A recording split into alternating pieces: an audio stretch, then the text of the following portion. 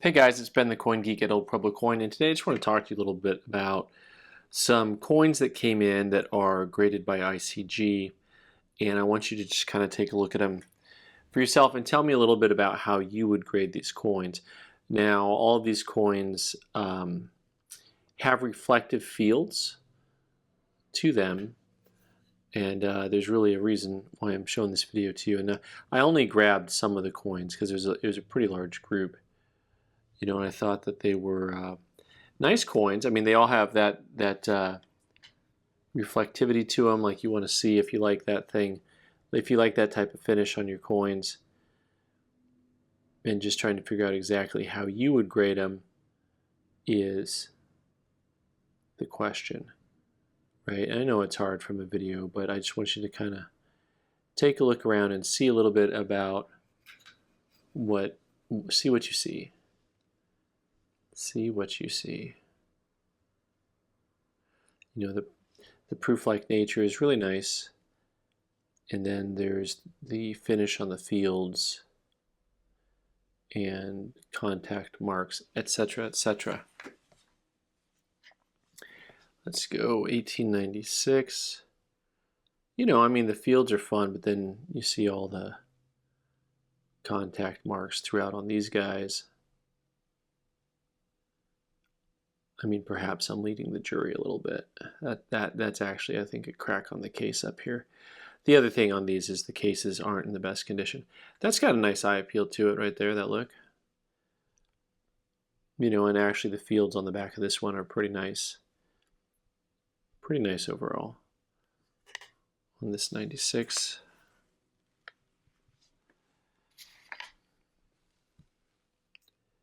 $18.81.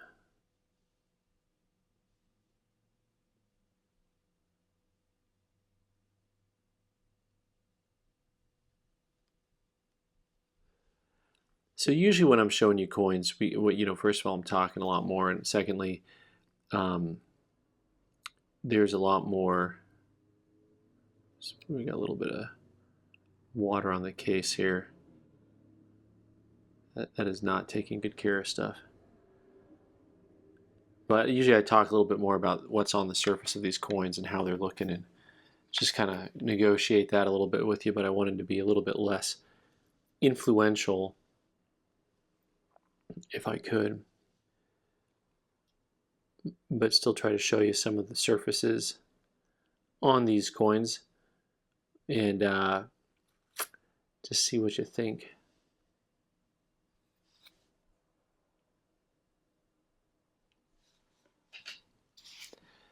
Yeah, a lot of them were similar dates. You got a lot of 96s. There were some 83 or 84 O's. And I just can't contain myself anymore here talking about these, but showing, there's a lot of contact marks on these coins, and of course most of them or all of them have proof-like fields, so those contact marks seem to multiply almost. And so like ICG 63 dimple. Now, first of all, whether or not you're going to get a dimple out of one of these becomes the question, because I'm not so certain this one's a dimple. But man, these coins were all very, very scuffy. So this one they call it a 63 dimple. This one had more of a dimple look, has more of a cameo look to it than the last one did. A little bit better looking coin. 64, and they called this one PL. This may be the nicest one in the group. This one may be getting close to possibly crossing over if you sent it in. And then this one, which has decent look at the right angle, but it's very, very scuffy. Like, look at all the scuffs on that field. They called this one a 63. I just have my doubts that any of these would cross over. And, when I was younger, we used to make fun of ICG and said it stood for I can't grade. And they've kind of made a comeback of sorts. I've seen more and more people promoting them. And I think some of that was because people didn't want their coin sitting at NGC or PCGS for a long time. And instead they said, what, I'm going to go ahead and I'd rather have the coins back sooner. But, for me, I've had a hard time selling ICG coins at market, at any type of market value, because in this one they call it a 64 PL.